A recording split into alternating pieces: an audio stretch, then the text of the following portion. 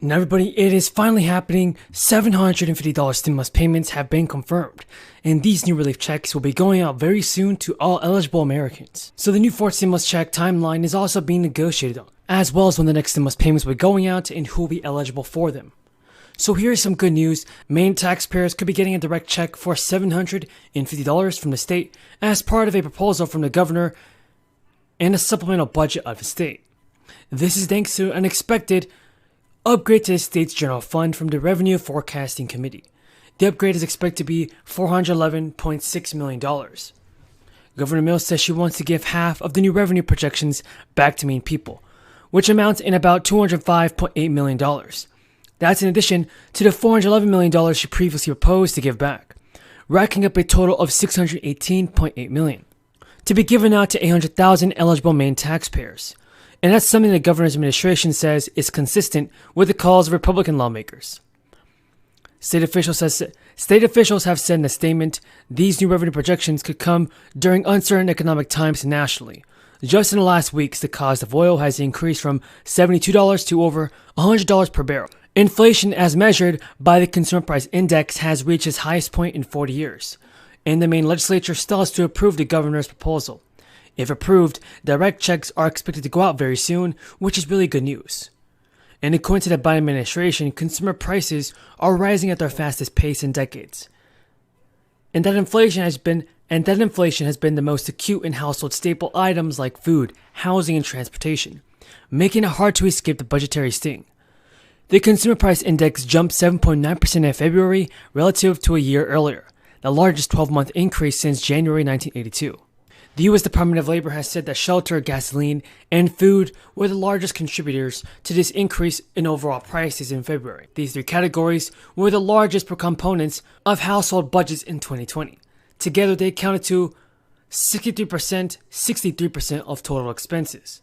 What are your thoughts on rising inflation, everybody? Tell me in the comments. Then a couple weeks left until the April 18th tax deadline, but many Americans have already received their tax refunds from the IRS. Almost 38 million taxpayers have received tax refunds, averaging $3,400. And according to the IRS, if you file your tax return electronically and use direct deposit, you should get your refund in about 21 days. But even if you do everything right, you can still find yourself waiting for your money to arrive from the IRS. The 3-week estimate might be accurate for the average tax filer, but a variety of factors can hold up your tax refund. Also, everybody, if you received your child tax credit payments last year, make sure the amount on letter 6419 matches the amount you received. If an incorrect amount is entered, the IRS will need to further review your tax return, which the agency says will result in an extensive delay. Thank you, Madam Speaker. I'd advise my friend I am prepared to close. Nice. Thank you, Madam Speaker. With that, I yield myself the balance of my time. Gentleman's recognized. Thank you, Madam Speaker. I can't, before I go to my formal remarks, my friend and I will have a discussion about energy. I'm a big believer in renewables. My own state gets 42% of its energy or electricity from wind power, and we're number 2 in the country. I'd put our record up against anybody. So we really do believe in all the above, but we're very proud of having produced energy for over 100 years for this country in abundance, far beyond our needs, and exported them at reasonable prices. I'd also remind my friend, whatever the prices are, and I wish they were lower, they're cheaper here than just about any place else in the world. And we can thank literally the thousands of people I'm privileged to represent, but many of us represent over 10 million of the men and women that actually produce the energy this country needs and, frankly, the rest of the world needs right now. I don't think they ought to be demeaned. I don't think their motives ought to be questioned.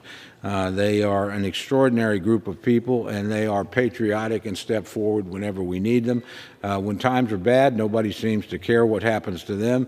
When times get tougher, everybody wants them to step forward, invest more, and do more, and they do. And they will continue to do that in this time of crisis. So I don't think we need to be divided on this. No question, we need more oil and gas now. Europe needs more oil and gas now. And we've been taught a serious lesson about the dangers of becoming reliant on people like Mr. Putin and when they have the ability to impact world prices. Madam Speaker, in closing, although I oppose the rule, I'm greatly encouraged by the underlying appropriations measure. While not perfect, no bill ever is, it could always be better. It does represent a good compromise between Democrats and Republicans that will ensure full-year funding for fiscal year 2022. The bill before us continues Congress's policy of increasing our investments in defense spending, which is of critical importance at this time of global crisis. It provides for needed investments in health, including increasing funding for combating future pandemics and research into diseases like cancer. It funds education, infrastructure, energy production, roads, and care for our nation's veterans. It includes also, and I want to thank my friend for doing this, his proposal for a much-needed White House conference on hunger, and it's an area we work together, and I'm proud to acknowledge his leadership in that. It is, in sum, a bill Congress can collectively be proud of, and it's a bill that does the right thing for the American people. On the Russia oil ban, I am disappointed that Democrats walked away from a strong bipartisan bicameral deal that could have united us as a Congress and led to swift passage in the Senate. As it currently stands, it's unclear what a fate awaits this legislation in the Senate. I'm hopeful that my friends on the other side will reflect on this missed opportunity and work with Republicans to not only stand up against Russian aggression abroad, but also for homegrown American energy resources that are critical to achieving our goal in checking Vladimir Putin. And on the new $15 billion unpaid-for COVID supplemental, the data is clear that there are already adequate resources available. These could be fully utilized before additional funds. As lawmakers, this inflation is real. It's harming people. It's 7.5%. That's a tax. Awesome news, everybody. We got some exact dates about when the fourth stimulus check could be coming to you guys. So you want to continue watching this video to find the most important stimulus check, SSDI, and Social Security news. Social Security recipients can expect the first stimulus checks of February to be sent out within a couple of days, and the money will no doubt be very welcome as the latest figures show inflation is now at 7% and expected to climb higher in the coming months. Inflation jumped in December at its fastest year-over-year pace in nearly 4 decades, surging 7% and raising costs for consumers, offsetting recent wage gains and heightening pressure on President Biden and the Federal Reserve to address what was becoming America's central economic concern.